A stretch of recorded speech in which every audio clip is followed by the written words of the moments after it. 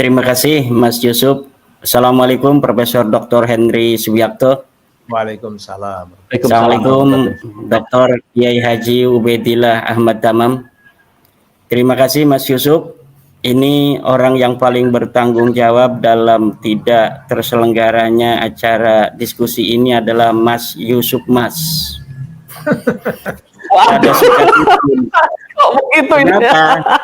Kenapa begitu? Karena setelah podcast kita semalam, kemarin malam itu, bahwa acara tetap akan membahas nasab, karena di situ memang saya diundangkan untuk membahas nasab.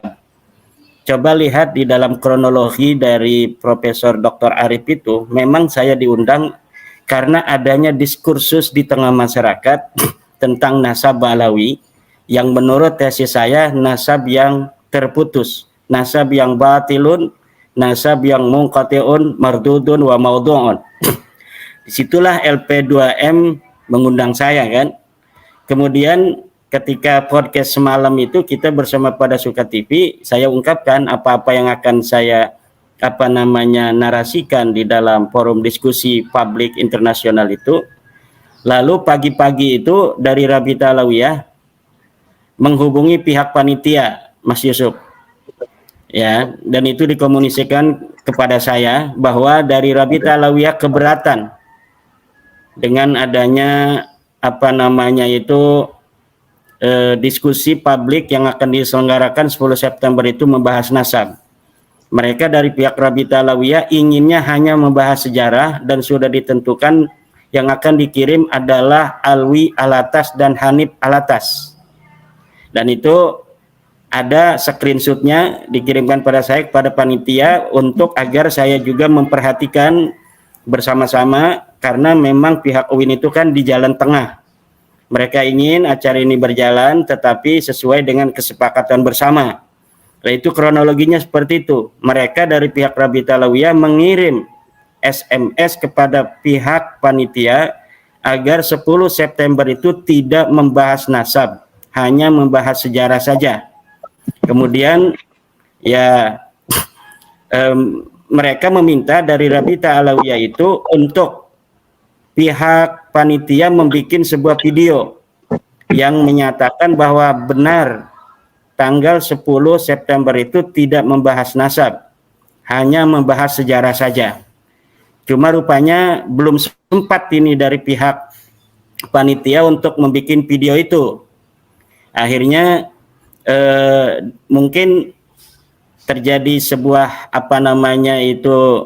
hal-hal yang di luar kendali, yaitu datangnya dari yang mengaku sebagai dari Mabes Polri itu bahwa acara jangan sampai kalau bisa dilaksanakan karena ada ancaman-ancaman keamanan. Itu mungkin kronologisnya itu. Jadi memang gara-gara Pada Suka TV itu dari mereka menonton. Ini. Kalau bisa disalahkan ini yang ajak podcast ini. Karena memang ini Pada Suka ini kompor kan. Jadi setelah Pada Suka ini kan ditonton oleh bukan hanya di Indonesia, Pada Suka ini Mas Yusuf, ditonton juga oleh dari Yaman, dari Mekah, dari Malaysia. Ini banyak orang yang sekarang sedang memperhatikan isu-isu nasab.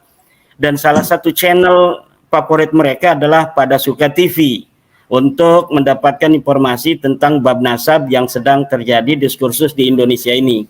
Maka Rabita Alawiyah ketika melihat Pada Suka TV, mereka mungkin gimana gitu kan, mereka berani gitu kan membuat framing untuk datang dan sebagainya.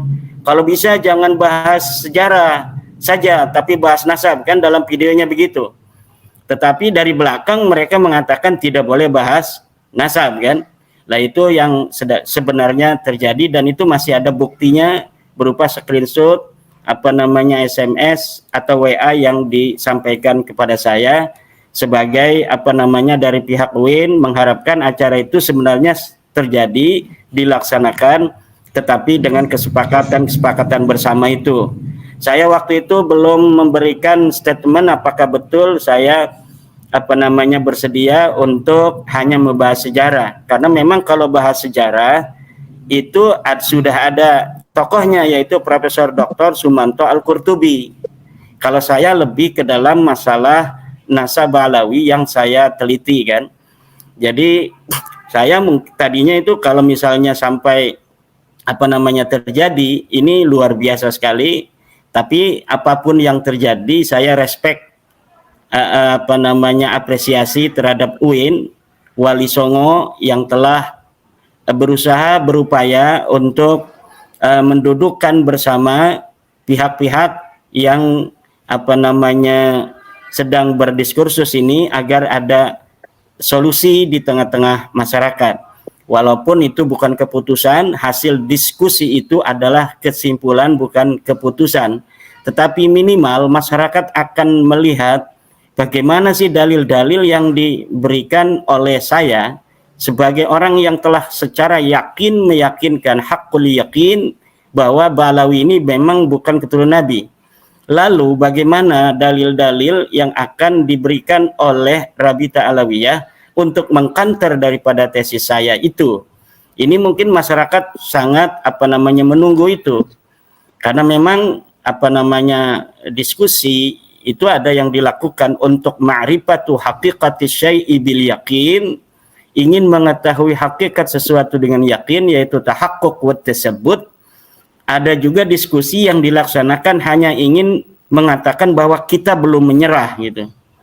Seperti diskusi yang sedang akan dilaksanakan di Rabita Alawiyah, yang mereka mengundang beberapa orang dengan forum tertutup. Itu bukan diskusi untuk ma'rifatu haqiqati syai'i bil yaqin, tetapi hanya untuk mengesankan kami belum menyerah gitu. Kami masih struggle for eksistensi. Kami masih struggle untuk belum menyerah bahwa kami bukan cucu Nabi. Tidak. Nah, itu yang sedang diupayakan, dan kita memahami itu sebenarnya ya.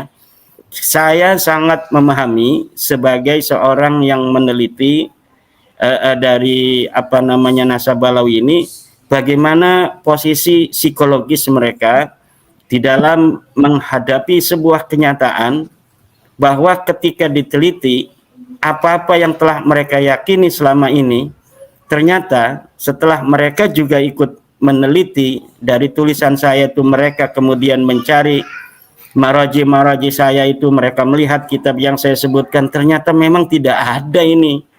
Ternyata memang tidak ada sebuah kitab nasab pun yang ditulis dari abad ke-4 sampai abad 9 yang menyebutkan bahwa Ubaid leluhur mereka ini anak Imam Ahmad bin Hambal, Imam Ahmad bin Isa, seorang keturunan Nabi yang terkonfirmasi. Ternyata benar loh, Ubaid ini nggak ada di kitab-kitab nasab dari mulai abad 4 sampai abad ke-9. Oh, ini katanya Imaduddin ini mengatakan leluhur mereka Faqih Muqaddam, Sohib Mirbat, Ali Qoli Qasam, Ubaidillah, yang katanya imam itu tidak ada di dalam kitab sejarah sama sekali. Setelah mereka juga melihat referensi-referensi saya, dilihat di dalam kitab-kitab sejarah yang saya sebutkan, oh memang kok tidak ada ini. Dalam kitab sejarah Musallam Al-Lahaji di abad ke-6 tidak ada itu nama leluhur mereka. Dalam kitab sejarah Al-Kamil Fit Tarikh tidak ada leluhur mereka. Dalam kitab sejarah As-Suluk tidak ada leluhur mereka.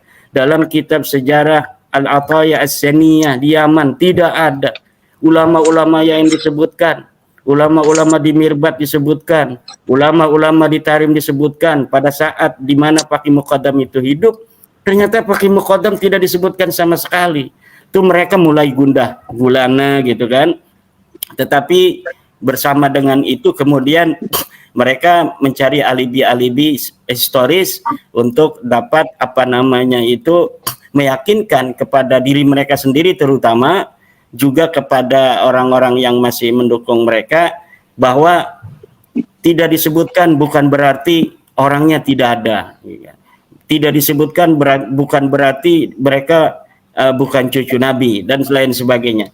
Inilah yang akan terjadi nanti. Kita akan lihat dari tanggal 7 yang kami ini diundang, tapi kami sudah firm bahwa kami tidak akan datang dalam forum-forum yang tidak netral seperti di Rabita Alawiyah itu. bahwa dalil-dalil yang mereka sampaikan sama sekali tidak akan bisa menjawab daripada tesis saya itu. Kenapa saya bisa berkeyakinan seperti itu, Mas Yusuf? Karena algoritma dari abad 9, bagaimana penyambungan usaha-usaha itu dilakukan, itu sangat terbukti nyata bagaikan matahari di siang hari.